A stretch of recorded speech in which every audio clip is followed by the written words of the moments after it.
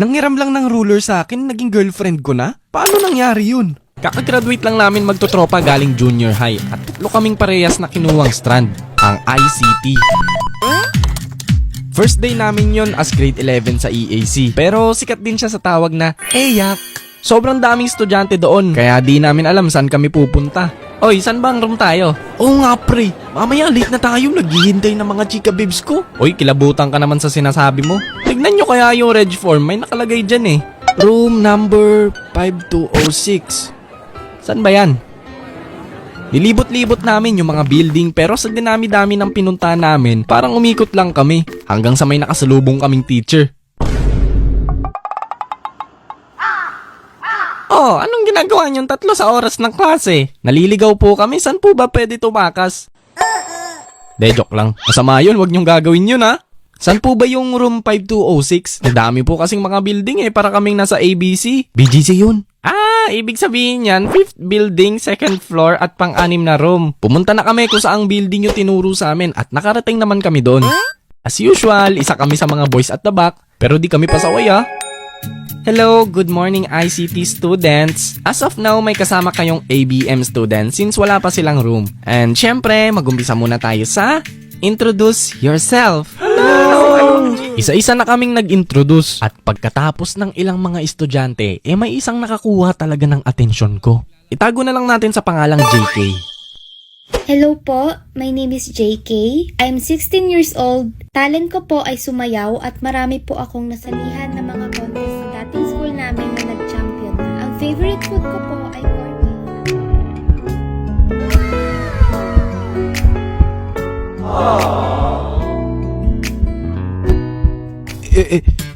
Ito ba yung tinatawag ng karamihan na hindi ako naniniwala noon dahil para sa akin, isa lamang yung teorya.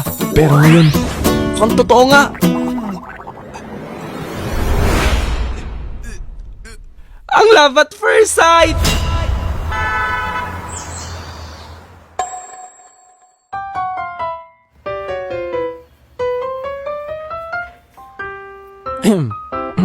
Nurse, gising na siya.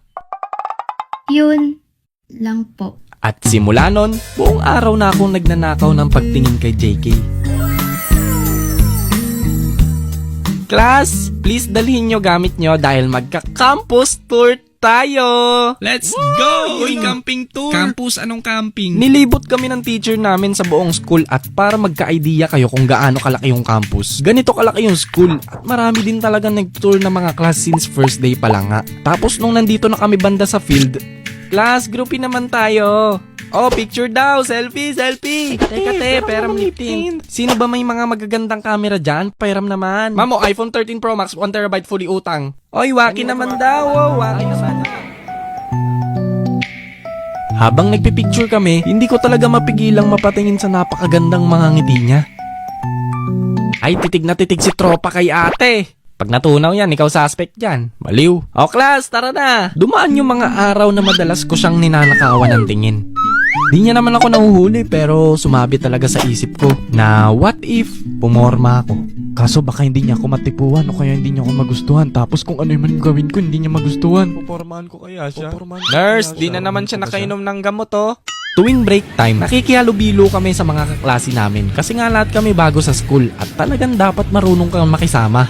Uy, may ice cream dito oh. Oh, magkano? Ba't libre mo ako? Hindi na mo.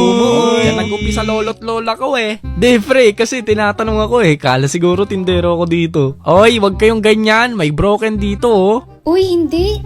Ay, oh, kwento naman. Narinig ko yung usapan nila tungkol kay JK. Kasi nga, broken daw siya. Pero ako naman tong si Papansin, sinimulan ko namang asar sa kanya. Uy, ba't broken ka? Masakit? Uy, hindi. Di ako broken. Oo, okay lang yan. Meron naman dyang iba. Malay mo, di ba? Kinakausap ka na pala. Easy ka lang, Nakikipagkaibigan lang naman ako, pre. Nakikipagkaibigan lang ang tao. De, joke lang. Di ako ganun, ha. Pero after nun, na-curious na ako sa kwento niya kasi nga di niya naman nasabi sa amin. Which is normal lang kasi ba't ka nga ba magkakwento sa di mo pa close at sa maraming tao pa, di ba?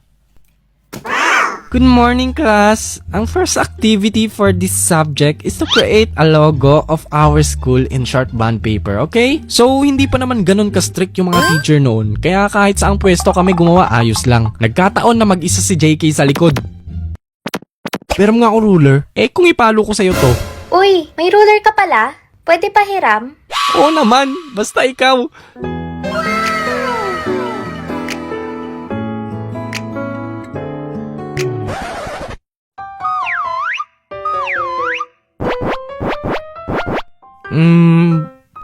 Ba't ka nga pala na broken? Di naman ako broken.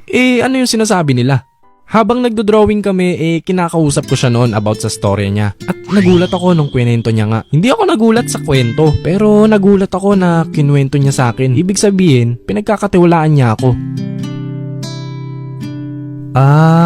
Ganun pala. So, di ka naman pala talaga broken. Class, since wala na tayong time, ituloy nyo na lang yan sa bahay. Hanggang sa pag-uwi hindi ko na siya maalis sa isip ko. Di naman ako broken. Ano yung sinasabi nila? Kaya ang ginawa ko?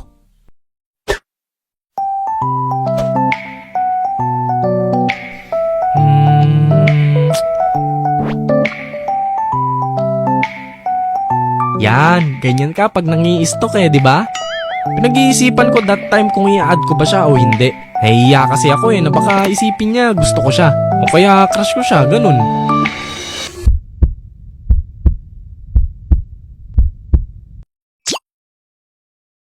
Okay, kinad ko siya! After ko siyang i-add, naghihintay ako buong weekend para ma-accept niya ako. Kaso nawalan ako ng pag-asa kasi Sunday na, hindi niya pa rin ako na-accept. Sabi na, pangit talaga ako Pero baka OA lang ako. Sige, bahala siya. Basta ako makiki-friends lang. Makikipag-best friend. Potik, sabi na talaga pangit ako.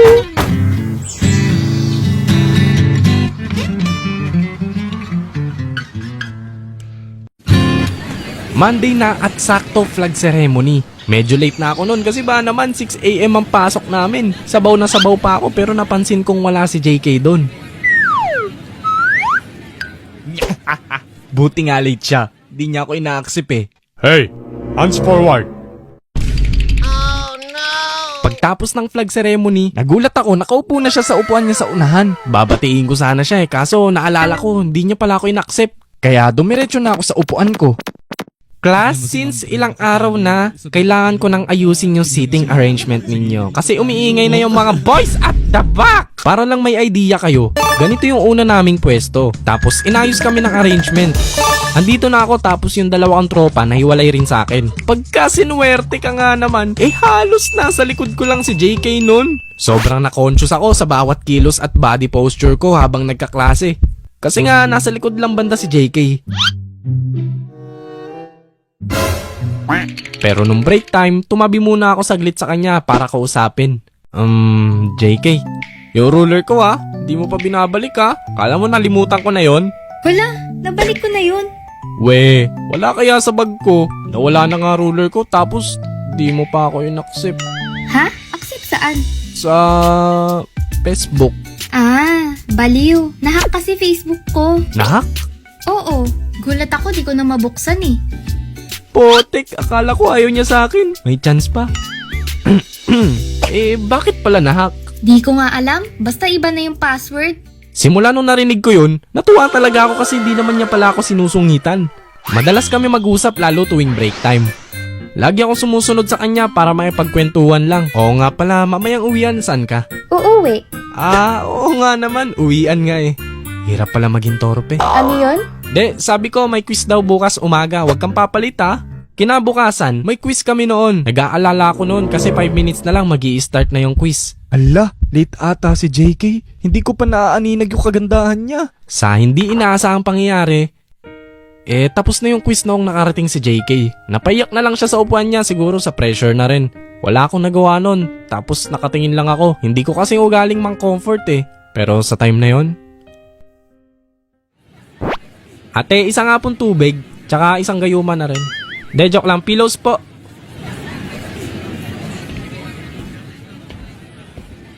JK kain ka muna.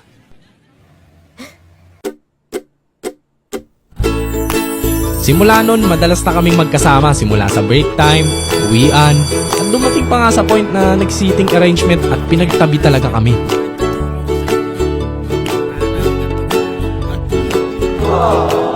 Dumaan ang sinag sa'yong ngiti. Nakita ko ang dating luna sa aking bawat higli. Ang hanap ko'y natagpuan na. Ayoko nang mawala, ka sana di ka na mawala. Ayoko na, ayokong mag-isa. Muling nagkatagpo ang pusong labis ang tipo na para bang hindi pinaglayo at parang batang nakipaglaro. Matulin ang takbo ng oras, tanaw ko ang larawan na kahit naabuti ng gabi, ang alaala ko sa'yo'y mananatili. At dumating na nga yung punto, habang kausap ko siya sa chat, sinubukan ko nang aminin kung ano yung nararamdaman ko sa kanya.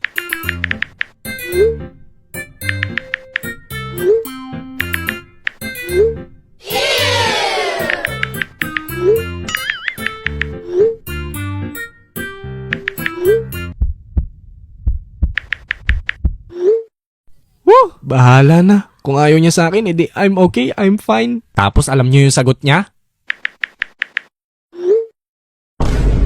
Boom! Tinawanan ako! I'm okay, I'm fine, Kenchana. Akala niya siguro nagbibiro ako since madalas nga ako magbiro sa kanya. Pero syempre, hindi nagtagal, nahulog rin yung loob niya sa akin. Pero di ibig sabihin nun kami na ha. Kumbaga nasa getting to know pa rin kami. Lumalabas na kami nun para kumain at that time, 50-50 pa rin kami sa mga date namin. Pero syempre madalas nililibre ko siya sa pamasahe o di kaya sa ibang mga pagkain. Actually, yun din nagustuhan ko sa kanya na marunong siya magbigay rin. Kumbaga, give and take nga kami sa isa't isa. Doon pa lang sobrang girlfriend material niya na. Isang araw naisipan kong bisitahin siya sa kanila kasi absent siya nun. At pagpasok ko, sinalubong ako ng 2 aso nila.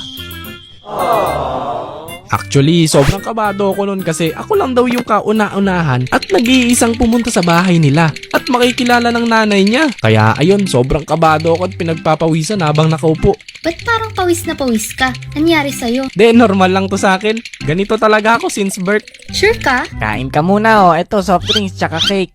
Binigyan ako ng cake nun at soft drinks habang nakikipagkwentuhan rin. Pero di ko pa rin makontrol yung kaba ko nun. Yung heart ko! Tita, dito na po ako. Salamat po sa merienda. O sige, mag-iingat ka ha. Hinatid lang ako ni JK sa sakayan tapos habang pauwi, may mga tanong sa isip ko. Paano ako maniligaw sa kanya kung wala akong pera? Paano kung sinagot niya na ako tapos wala akong maiharap sa magulang niya? Ikaw ba naniligaw sa anak ko? Ano pinagkakakitaan mo?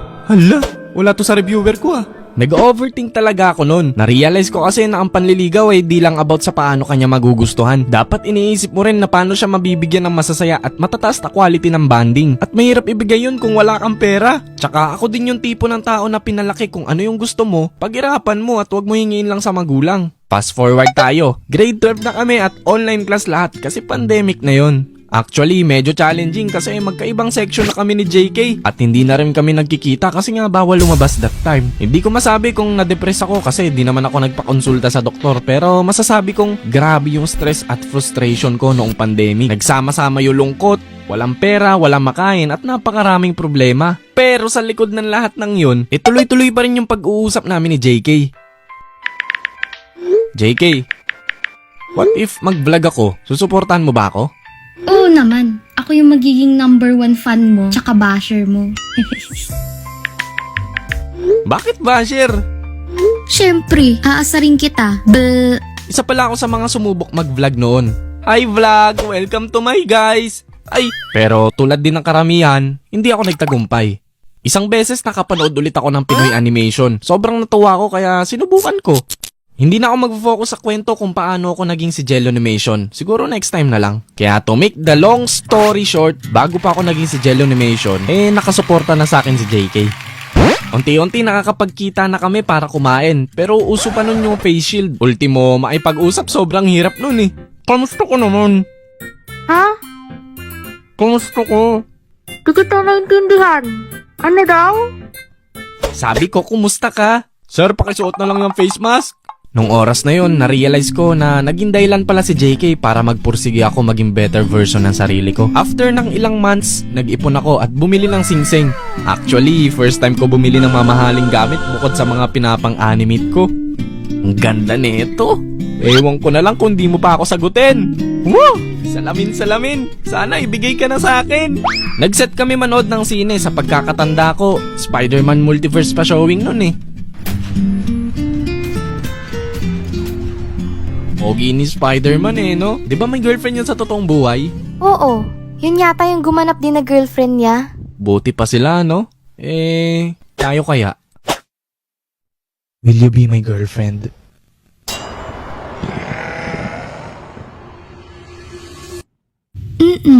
Parang batang nakipaglaro. Sa wakas may diploma na tayo. Pero dapat lang, no? Sa online na nga lang tayo gumraduate eh. Oo nga pala, JK. Ano kukunin mong course? Ikaw muna. Sabay tayo. O sige, 1, 2, 3. Multimedia Arts. Pagtungtong namin ng college, parehas kaming napag-enrollan na school pero magkaiba kami ng kinuha. Actually, wala naman kaming naging problema kahit magkaiba kami ng course kasi online class pa noong first year namin. Boring nga lang yung unang taon kasi a-attend ka lang ng klase. Ay class, sorry I'm late. Teka, kape muna tayo. Sir, baka mahigop nyo po kami ha. Gagawa ng mga performance task. Ito po ang performance task namin sa MAPE. Tapos maglalaro na kami ng baril-barilan ni JK. Bukod sa pag-animate, ganito lang yung naging routine namin. Kaya pabor sa amin yun kasi mas marami kaming time at madalas pa kami nakakapag-date. Not until nag-second year kami. Jello, di ba face to face na kayo? Opo ma, paalis na po. Oh, kumain ka muna. Eto, may niluto ko sa inyo ng ate mo.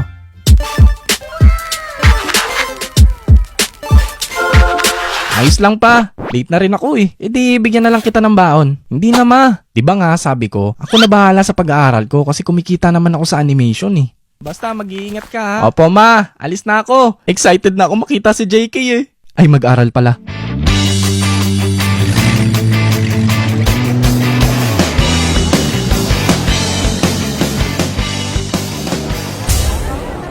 Uy, Pogi, tawagin na lang natin siyang si Procopio. Isa siya sa mga naging classmate namin nung senior high school. At sakto, parehas kami ng naging course at school. At naging kaklase pa. Amazing! Uy pre, para nadagdagan ka na naman ng height ha. Saan pala room natin? Ako pa talaga tinanong mo ha. Uy, baby mo.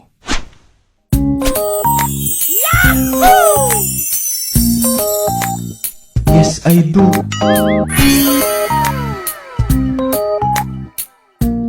Ay ate ganda. Hello, Kuyang Pogi. Grabe, ang aga-aga namubola ka na. Kala mo naman madadaan mo ko sa ganyan.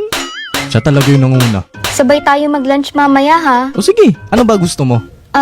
Ikaw ba ha? Bukod sa ikaw bahala at kahit saan.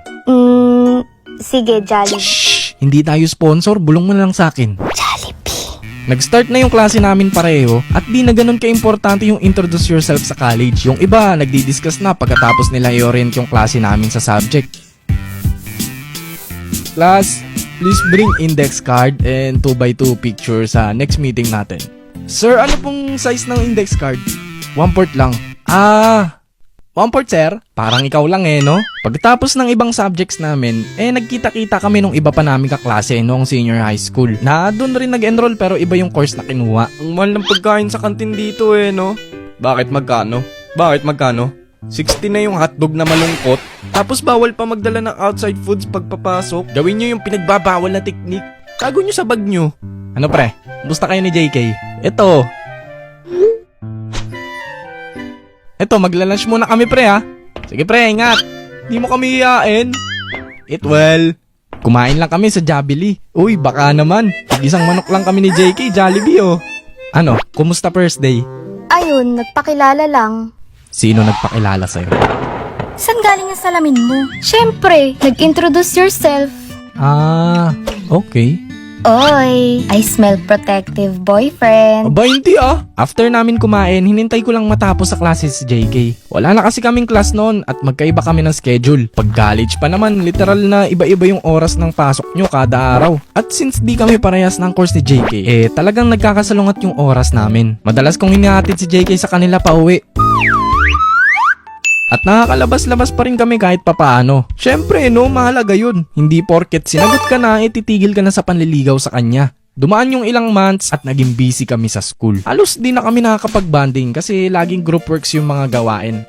At mahihiya kang hindi mag-contribute sa mga kagrupo mo. Syempre no, hindi ka na high school, ambag-ambag rin. Help me! Di ko na rin siya maihatid masyado kasi either may kailangan akong tapusin sa school or di kaya kailangan kong bantayan yung pamangkin ko sa bahay. Tito, let's play Roblox. Anong Roblox? Manood kang Jello animation dyan, no? Okay. Di na tayo makapag-date, no? Sige na, may ginagawa ka ata. Minsan, nagkakatampuan na kami kasi busy na nga tapos parang hirap pa sa communication. That time rin kasi nag-a-animate na ako. At ang hirap pagsabihin ng school at paggawa ng animation. Halos di na nga ako nawawala ng sakit. Siguro dala na rin ng pagod at stress. Good morning. Ingat ka sa pagpasok, ihintayin kita pag uwi nyo ha. As usual, after ng class namin, naghintay ako ng 2 to 3 hours para masamahan ko si JK pa uwi since gabi na ngayon. Okay class, magpapaquiz ako. Halir! Pero sige, next time na lang. Kawawa naman yung naghihintay sa labas. Sino yun? Alam nyo yun? Uy, sino yun? Alam nyo yun? Wala kaninong boyfriend yun. Sino yun? Hinintay mo pa talaga ako Siyempre, gabi na eh. Tsaka nag-animate naman ako habang naghihintay. Anong oras na ba? Hala, mansari natin. Ala, nakakatawang isipin na hindi namin napapag-awayan kapag nalilimutan namin yung mansari namin. Siguro, epekto na rin yun ng 2 years na ligawan. May mga pagkakataon na nalilimutan na rin namin mag-update sa isa't isa. Lalo kapag palapit na yung finals. Si JK pa naman yung tipong pag kailangan niya talagang mag-review at mag-focus sa inaaral niya, hindi na talaga siya nakakakain. Palagi nga yun walang kain kapag mag-e-exam eh. Kaya ang ginagawa ko, labas ka sa room nyo, may bibigay lang ako. Good luck. Kainin mo yun ha.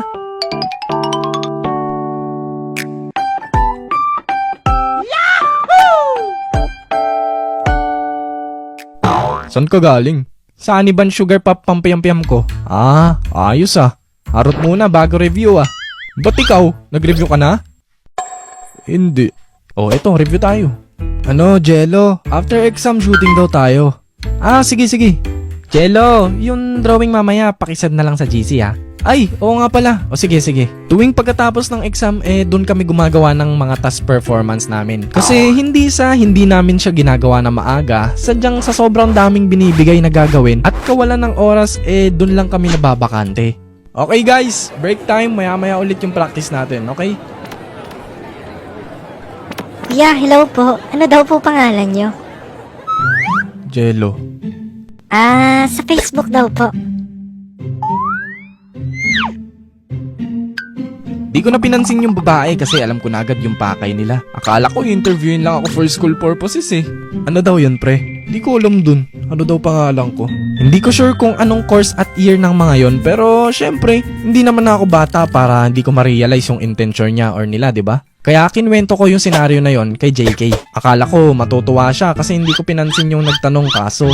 Dapat una pa lang sinabi mo may girlfriend ka na. Tapos ayun, di ko alam kung nagtampo siya or naiinis siya kasi may nagtanong ng pangalan ko. Kaya lesson learned sa akin na sige, next time sasabihin ko agad. Kala mo talaga mauulit pa eh. At naulit pa nga. Isang beses, pauwi na kami ni JK. Pero sabi ko, wait lang pala, mag-CR muna ako ha. Kaya bumalik ako sa school tapos biglang, Kuya, ano daw po pangalan nyo? Nangyari nga ulit. May girlfriend na ako. Tapos ayun, diretso na ulit ako sa paglalakad. Pagbalik ko kay JK, kinwento ko ulit yung nangyari. At hindi ko maintindihan kasi parang medyo naiinis pa rin siya. Siguro di naman talaga siya sa akin naiinis, kundi sa mga nagtanong. Sa mga ganitong sitwasyon dapat marunong ka magbigay ng assurance. At sa kabilang banda marunong umintindi. Para hindi na lumala yung unnecessary na away. Ay, uuwi na pala si Papa next week. Ay, oh? Hi, kabado. Huh? Ba't naman? First time mo pa lang siya mamimit. Tsaka, medyo masungit pa naman yun. Kung maaalala nyo last time, mama niya lang yung na-meet ko. Kasi nasa bar ko yung papa niya. Kaya sakto nung birthday niya, dun kami unang magmi-meet. Ano kaya ang mangyayari? A. Susungitan at hindi papansinin. B. Tatanungin lang kung ano-ano. Letter C. Bibigyan ng 1 milyon para umiwas kay JK. Or letter D. Hanggang letter C lang. Happy birthday! Wow, thank you. Yi, mamimit na niya si Papa. Kinakabahan ka? Siyempre hindi.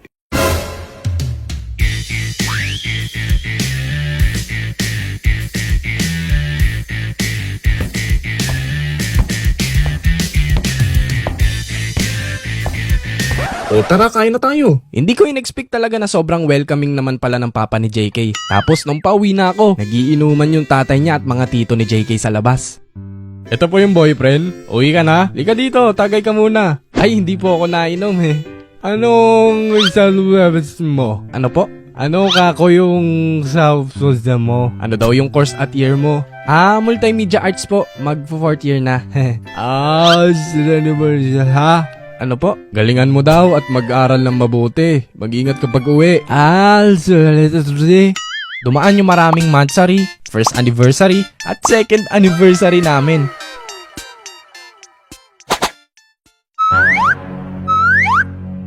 Sige po, kayo na muna. Di, sige, ikaw na. Hindi, kayo na po. Ikaw na, sige na. Ikaw na nga sabi. Ikaw na, habang mabait pa ako.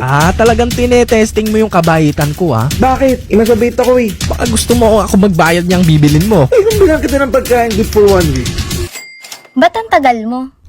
Haba kasi ng pila eh.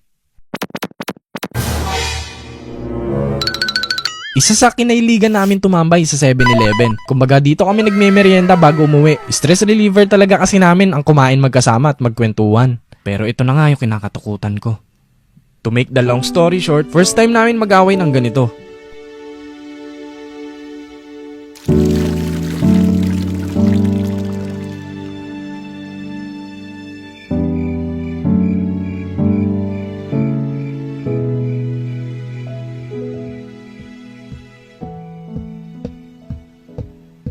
Ano pa bang gagawin? Di manunuyo. Pagdating ng Monday, abay pumasok siya na walang tulog kasi may tinapos siya overnight daw. Nasa channel niya yung rason kung bakit wala siyang tulog. Pero tinake ko na yung opportunity na yun para bumawi. Marunong kasi ako bumawi, kaya watch, look, and listen, and learn. Hiniram ko muna yung sasakyan ng ate ko. Oops, may lisensya na ako ha. Tapos bumili ako ng pagkain at stuffed toy na malaki. Magustuhan ka kaya ni JK? Sa tingin mo? Hindi alam ni JK na susunduin ko siya. Bumili rin muna ako ng kape para may drinks kami at inabangan ko siya sa labas ng school. Tapos ayun, nagulat siya, may gift ako sa kanya. Tapos sobrang happy niya kasi binilan ko pa siya ng pagkain kaya food trip siya habang bumabiyahe kami. Sweet mo ha. Anong sweet? May bayad yan ha? De, joke lang. Kiss lang bayad niyan. Ayoko nga, Actually, ang dami kong realizations nun. Hindi porket matagal na kayo, magiging confident ka na. 2 years na kami, plus 2 years na ligawan. Kaya anong advice na may ibibigay ko? Peace of mind. Iwasan yung unnecessary na away at pag may problema, magtulungan kayong ayusin yun. Kaya kayo tinawag na partner kasi partnership yan. At ang pinaka-importante sa lahat, pagdasal nyo yung isa't isa. Alam nyo kung bakit? Kasi dun rin yan papunta. Kwento ko na lang kapag nangyari na. Kaya tahan na, mahal ko, ako'y seryoso. Muling nagkatagpo ang pusong labis ang tipo na para bang hindi